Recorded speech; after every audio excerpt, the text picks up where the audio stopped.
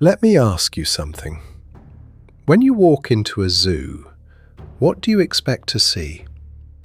Lions? Monkeys? Maybe an elephant? But in September 1906 in New York City, thousands of people pushed through the gates of the Bronx Zoo to see something else. Not an animal, a man. His name was Ota Benga, a young man from Central Africa. Small, about 4 feet 11, and he was standing inside a cage in the monkey house, sharing it with an orangutan. Next to the cage hung a sign. These are the actual words people read that day. Age, 23 years. Height, 4 feet 11 inches. Brought from the Kasai River, Congo Free State. Exhibited each afternoon during September. Exhibited. Like a show, with show times. And here's the part that gets me. On one single Sunday, 40,000 people came to see him. And almost none of them asked the only question that mattered. How does a human being end up in a cage, in the most modern city in the world, while everyone watches and calls it normal? Today, I'm going to tell you his whole story, and I'll be honest with you along the way about what we know and what we don't. Because people have gotten this story wrong for over 100 years. Let's begin.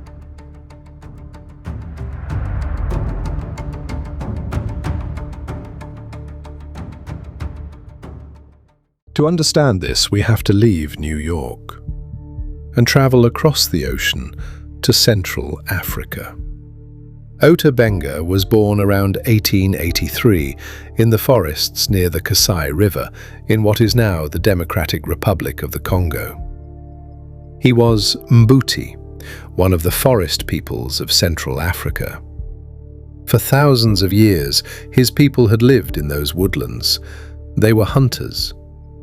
The forest wasn't a wild, frightening place to them. It was home.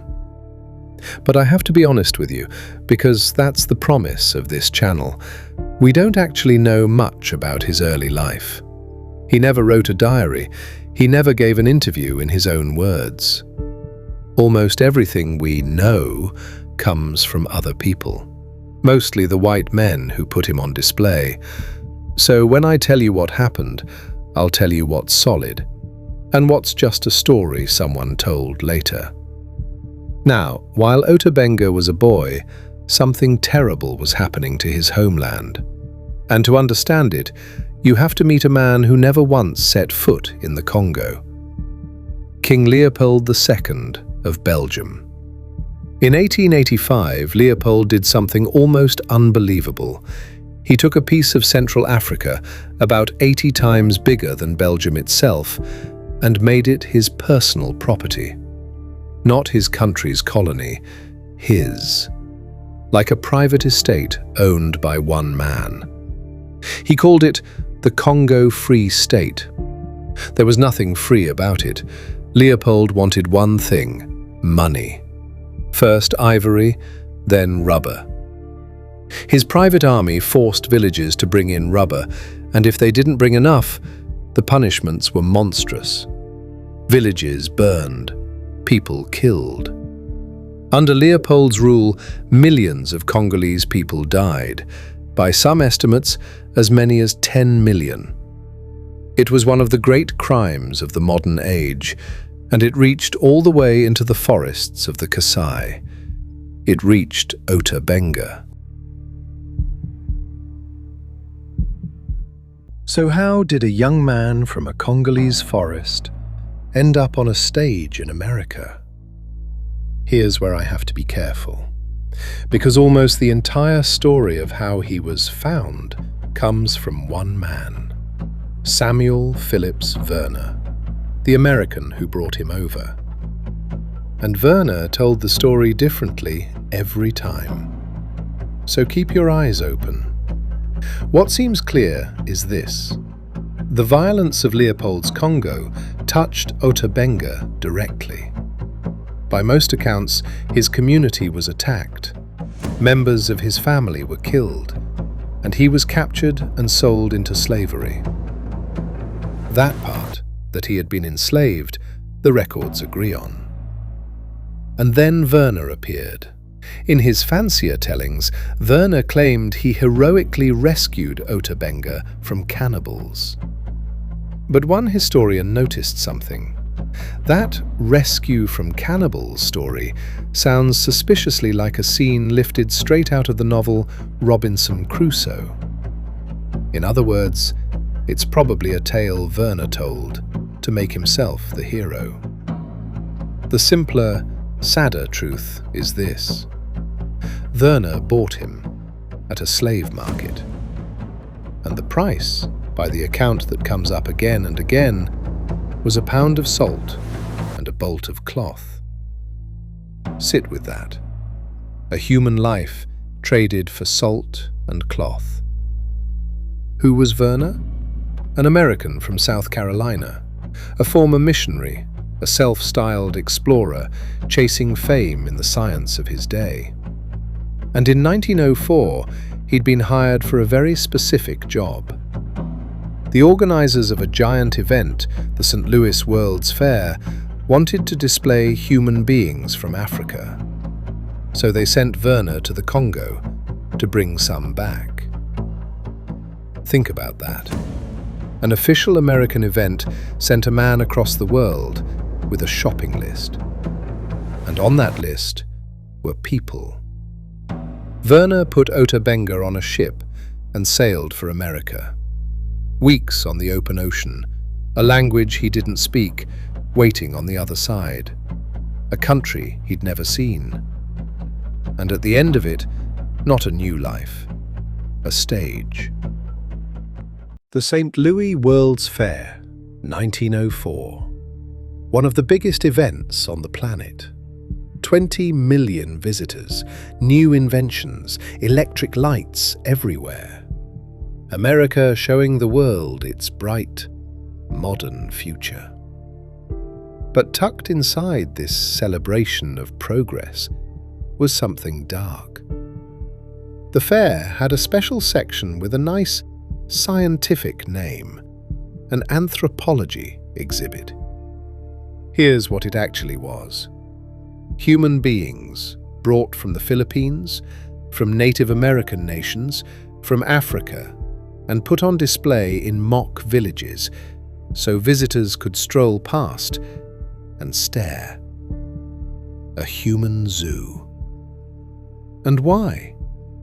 At that time, many Western scientists believed in something they called racial hierarchy.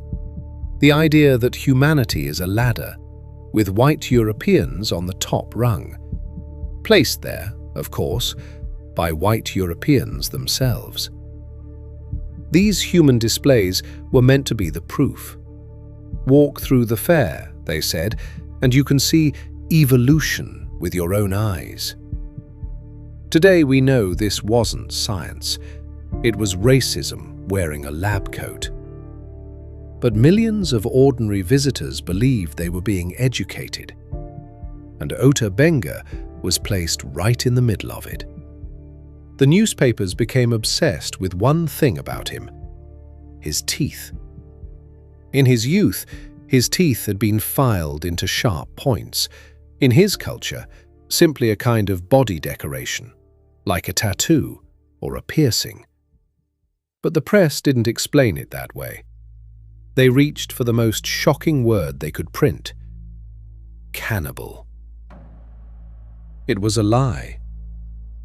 But lies sell newspapers. And here's a detail I find remarkable. Visitors would pay to see him show his pointed teeth, and by several accounts, Ota Benga collected that money himself. Inside a system built to display him like an object, he found one small lever of control. He was never just a specimen. He was sharper than most of the people staring at him. When the fair ended, Werner took him back to the Congo. And for a little while, it looked like the story might quietly end. but too much had been broken. And in 1906, for reasons that remain murky to this day, Ota Benga crossed the ocean a second time, back to New York. And in New York, the worst chapter was waiting. Werner had serious money problems, and he needed somewhere to leave Ota Benga. His first stop was the American Museum of Natural History. Yes, a museum. Ota Benga lived there, surrounded by glass cases full of objects taken from cultures all over the world. And he was miserable. He refused to perform politeness for the visitors. Soon, the museum wanted him gone. So Werner made a deal with another institution, one with cages, the Bronx Zoo. Its director was William Temple Hornaday, a famous conservationist, but also a born showman. And one of the zoo's most powerful backers was a man named Madison Grant. Remember that name, because a decade later, Grant would write one of the most poisonous racist books in American history, a book so extreme it was later quoted in the defense of a Nazi doctor at the Nuremberg trials. That same man helped put Ota Benga in a cage. The way it happened was gradual. At first, Ota Benga just walked the grounds, helping the keepers, spending time near the animals. He even grew fond of an orangutan named Dohong. But Hornaday noticed that wherever Ota Benga went, the crowds followed. And big crowds meant big business. So, step by step, it hardened into a spectacle. They hung his hammock in an empty cage. They handed him a bow and arrow. They scattered bones across the floor to plant the lie that this man was a cannibal. And they put up that sign with his show times. The morning after it opened, the New York Times ran the headline, "Bushman shares a cage with Bronx Park apes." He became the zoo's biggest attraction. They billed him as the missing link. And on one Sunday, 40,000 people poured in. When he was let out to walk the grounds, the crowds chased him. The Times itself described people pursuing him, howling and jeering, poking him in the ribs, tripping him, laughing. But don't miss this. Ota Benga did not endure it quietly. He fought back the ways he could. He shot his bow at the visitors who mocked him. He mimicked their jeers right back. He became, in the zoo's frustrated words, uncooperative. The language powerful people use when someone refuses to be humiliated on schedule. And the newspapers? When people complained, the most powerful paper in the country took the zoo's side. The New York Times argued in print that no real harm was being done because, it said, people like Ota Benga were very low in the human scale. And this is the part that should disturb us most. It wasn't one evil man. It wasn't one evil zoo. It was a whole system. The scientists called it education. The newspapers called it entertainment. The public bought tickets. And almost everyone agreed, politely, respectably, that this was normal. The cage was made of iron, but it was built out of agreement. But not everyone agreed, and thank God for that. Within days, the protests began. A group of black ministers in New York stood up and said it plainly. This is wrong. At the front was Reverend James H. Gordon, who ran an orphanage for black children in Brooklyn. The Colored Baptist Ministers' Conference took up the cause and even threatened to take the zoo to court. Their argument cut straight through all the fancy science. You have put a human being in a cage with an ape and charged the public to laugh at him. That degrades not just one man, but every black person in a country that had ended slavery only about 40 years earlier and still treated black people as less than human. And they weren't alone.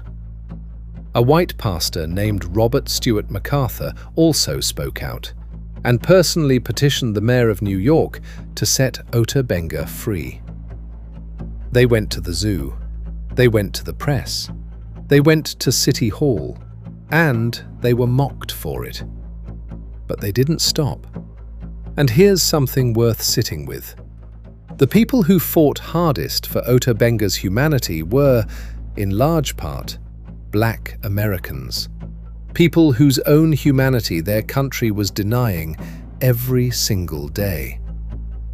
They recognized the cruelty instantly, because they were living inside the very same machine. The pressure worked. Before the end of September, the zoo gave up. The exhibition was over within weeks. The mayor ordered Ota Benga released, and Reverend Gordon took him into his orphanage. And the zoo? The zoo said nothing. No apology. Not for more than 100 years. So what does a person do after the world has put him in a cage? He tries to live. Ota Benga spent the next few years at Reverend Gordon's orphanage. And here's a detail that matters. In 1907, Werner offered to take him back to the Congo. And Ota Benga said no. He decided he wanted to build a new life, on his own terms, in America. After everything, that was his choice. And he made it. Then, in 1910, he moved south to Lynchburg, Virginia. And there, finally, something different happened. The local black community didn't treat him as an exhibit, they treated him as a neighbor. Slowly, he rebuilt. A dentist capped his pointed teeth so strangers would stop staring. He was tutored in English by a local poet named Anne Spencer, who would one day become a celebrated voice of the Harlem Renaissance.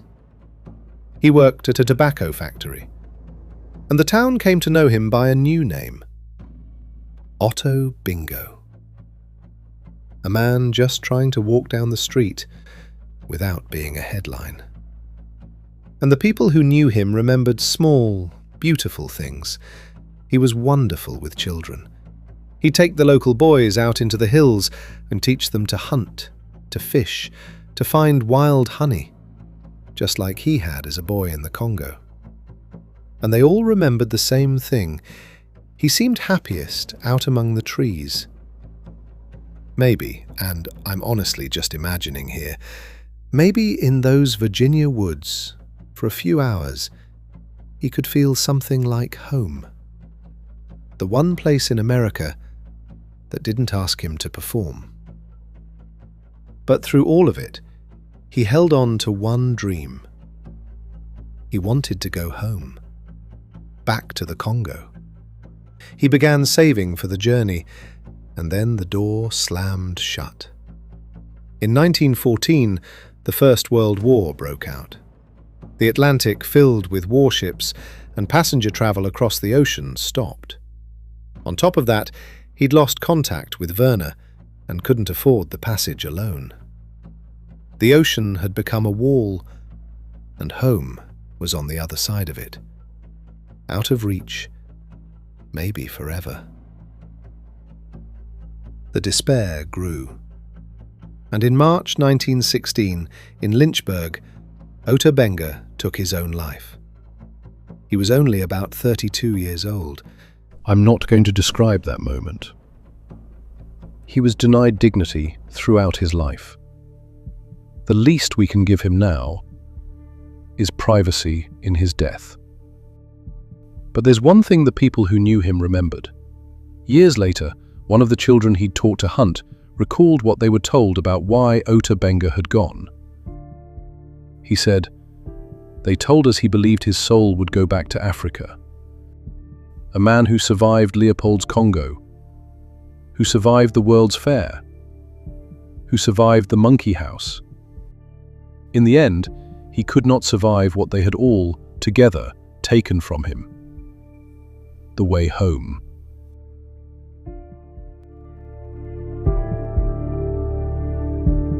For decades, this story was buried. The zoo's histories barely mentioned it, and Ota Benga faded into a footnote. But history has a way of resurfacing. Historians and journalists dug up the records, the contracts, the headlines, the protest letters, and put the truth back together. And in 2020, 114 years after the monkey house, it finally happened. The organization that runs the Bronx Zoo issued a formal apology for what they did to Ota Benga and for their deep historical ties to eugenics and to men like Madison Grant. Now, an apology can't reach a man who died in 1916. So why does it matter? It matters because of one thing. For over a century, people excused this story with the same lazy line. It was a different time. People back then didn't know any better. But that isn't true. And we have the proof. The black ministers of New York knew better in 1906. They said so, loudly and publicly. The cruelty was never invisible. People saw it, named it, and protested it. The problem was never that no one knew it was wrong. The problem was that the people in power didn't want to listen. So let me leave you with this. Who was Ota Benga, really? Not a curiosity, not an exhibit, not a missing link. He was a son of the Congo forest, a hunter, a survivor of one of history's greatest crimes, a man who taught children to fish in the Virginia woods, a man who saved his money, coin by coin, for a ship that never came. It's easy to watch this and think the people in those 1906 crowds were monsters, that we're nothing like them. But they weren't monsters. And that's the frightening part. They were ordinary, educated, modern people. Their scientists told them it was fine. Their newspapers told them it was fine. Their institutions told them it was fine.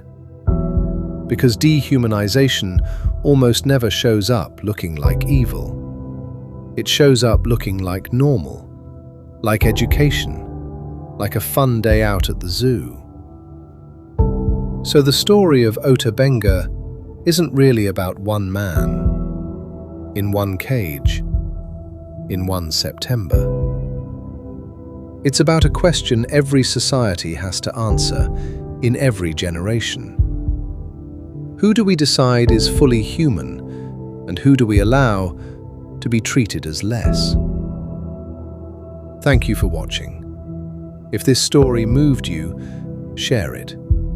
Not as a spectacle, but as a memory. Because after everything that was taken from him, the very least we owe Ota Benga is to remember him as what he always was.